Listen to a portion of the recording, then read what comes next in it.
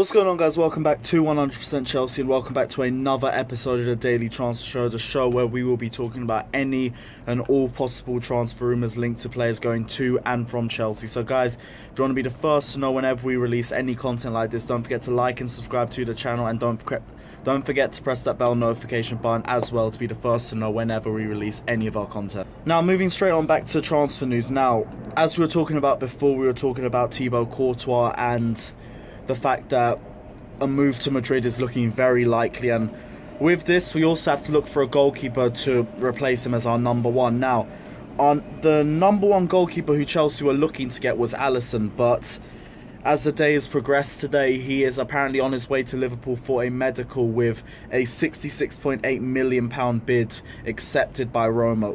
What this means is that it means we can still go for him, but we'd have to go for him very quickly, and from the looks of it, I think it's too late. I think the way it's going right now, it's more or less confirmed. It's just the medical that needs to be done, and then Alisson will be a Liverpool player. If we wanted to swoop for him like we've done with so many other players in the past, I do think the time's now passed for that. I think we now need to look past Alisson and try to look at other options. Now, some of the options that are there, I'll level with you, they don't look that favourable. Cech has been linked with a return to Chelsea. As you know, I've got nothing against Cech. He's a Chelsea legend. He's done so much for the club. But if you've looked at him in the past couple of seasons with Arsenal, there has been an obvious decline. And I think Cech would be perfect if we wanted him to come back as a number two like he was in his last season for Chelsea before he left. I think he'd also be great. He'd be a great character in the dressing room, which is something that we need right now. But I don't know if Cech would be great as a starter because, like I said before, you take a look at his last season at Arsenal, there has been an obvious decline in his quality, and I don't know if Cech is going to be at the level that we need him to be at. Another option that we've been linked with is Schmeichel. Now, Schmeichel's a much more favourable option for me in terms of a number one. I don't think he'd be the perfect option, but if it was a stopgap, if it was a short-term decision, I would be for Schmeichel. He had a pretty decent World Cup. He has been pretty good for Leicester. I will say I don't believe he's at the quality that Chelsea need him to be at. But if it's a short-term solution, I think it would be the best choice for us. My personal option that I'd like to see Chelsea go for, I'm not trying to say it's going to happen. I'm not trying to say it's likely to happen, but if I could put a choice in, I'd want us to try and see if we could go for a Courtois plus cash deal, and see if maybe we could try to tempt Jan Oblak to come around the other way. I think it's very unlikely. I'm not trying to say that it's something that could happen, but I'm trying to look at it from all cases. Now, Courtois obviously wants to go back to Real Madrid. Courtois obviously wants to go back to Madrid. He looks to be going to Real Madrid. If we could persuade Oblak with coming to the Premier League, with London in general, a lot of players have chosen London clubs over Manchester simply because of the fact that London is a much more favourable city for some of these players. If we could tempt that, it could be something that could work. Now, I don't believe it would happen, mainly because Jan Oblak has a buyout clause of 100 million. So if we wanted to tempt Atletico Madrid, it'd have to be Courtois plus about 60 or 70 million on top, and I don't know if Chelsea would be willing to do that. But this is where the problems have been from the start of the transfer window. This is what happens when we take too long. We've taken too long to announce Sarri.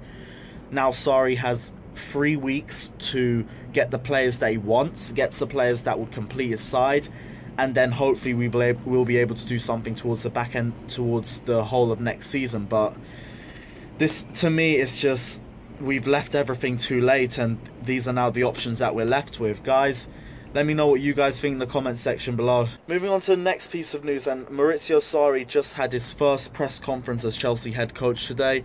And we're just going to run through a couple of the things that he was talking about. Now, the first thing he said that came to light was, he said that he's a manager who's most interested in doing work on the training pitch, improving the players at his disposal. But he also said he is one of the few managers who finds the transfer market relatively boring. And I'm sure if the board are listening to that, they're going to love it, because you remember the whole of last season, Conte having his issues with the board, with him saying that he was not being backed, he was not being given the players that he wants.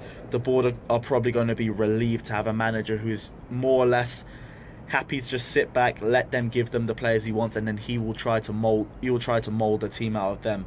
That was one of my criticisms of Conte. Now, if you guys have listened to anything I've said over the last season, you know that I was one of the people who's trying to back Conte to death, but I did understand the criticism, and one of those criticisms was his refusal to change up. Now, Sarri does come under the same level of criticism. A lot of Napoli fans have said that once he finds a winning formula, he does refuse to change it.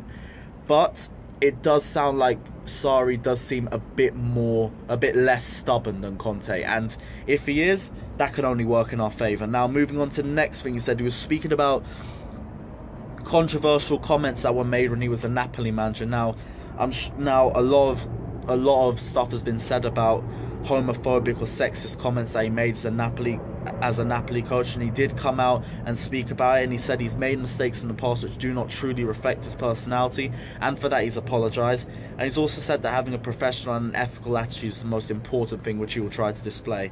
And to be honest, all I can say to that is more power to him. If he's said that that's not the type of person he is, then perfect. Let's just hope nothing like that comes up in the future. But moving on to the last thing that he said, he also spoke about his football philosophy, and he said he hopes to implement his footballing philosophy at Chelsea as quickly as possible, and he wants to make his side style of play fun to watch for his supporters, and also fun for the players. And again, after the way last season went, remember some of the football that we were playing was dreadful, and I was saying I believe that Conte didn't trust the Chelsea squad that he had last season. Hopefully what this means that Sarri is going to be a lot more free-flowing. He's going to allow the players to I'm not going to say work less, but you know how Antonio Conte did put a lot of focus on work. I feel like Sarri is going to try to make it a bit more enjoyable and a bit more relaxed for players. But guys, let me know what you guys think about anything that Sarri said. Let me know if you agree or disagree with anything I've said down below. Don't forget to like and subscribe to 100% Chelsea, and I'll see you guys very, very soon. Up the Chelsea.